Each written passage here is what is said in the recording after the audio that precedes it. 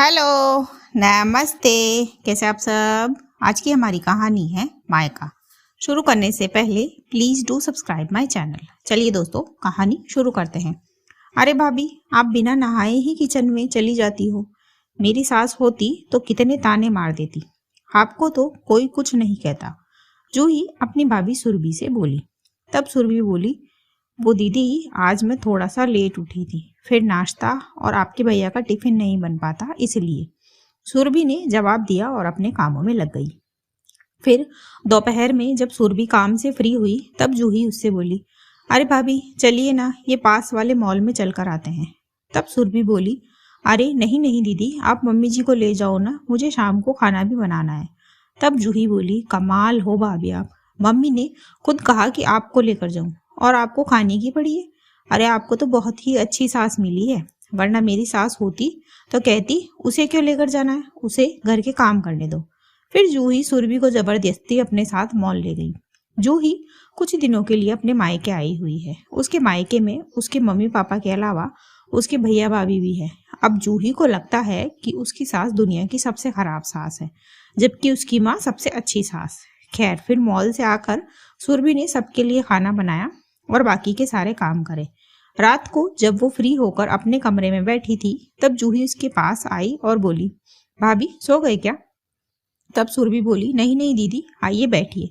फिर जूही सुरभि को गाउन पहने हुए देखकर बोली, वाह भाभी, आपके तो मजे हैं, आपको तो बहुत ही अच्छी सास मिली है। मेरी सास ने तो पहले ही दिन कह दिया था कि हमारे घर में साड़ी के अलावा कुछ नहीं पहन सकते। हम तो भाभी रात हो या दिन साड़ी में ही रहते हैं। अब सुरभि को गुस्सा आ गया। फिर वो बोली, माफ करना दीदी, पर सास तो मेरी भी ऐसी ही है जैसी आपकी है। पर मेरी सास आपकी माँ है ना, इसीलिए वो आपको इतनी अच्छी नजर आ रही है। जैसे आपकी सास भी अपनी बेटियों के लिए अच्छी ही होगी, पर सास वो मेरी है, आपकी नहीं, इसीलिए मैं ही बता सकती हूँ कि वो अच्छी सास है या नहीं।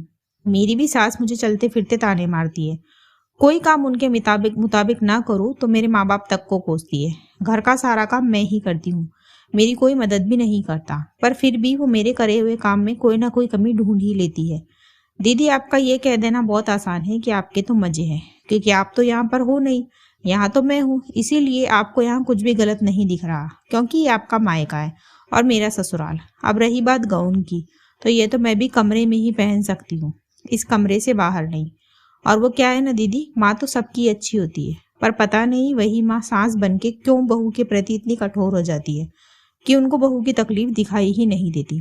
सुरभि की बातें सुनकर जूही उसे हैरानी से देखने लगी और फिर वो बिना कुछ कहे ही वहां से उठकर चली गई। पर उसको समझ में आ गया था कि सुरभि ठीक कह रही है। दोस्तों, दूसरा सुखी है या दुखी, ये तो वही बता सकता है, हम नहीं।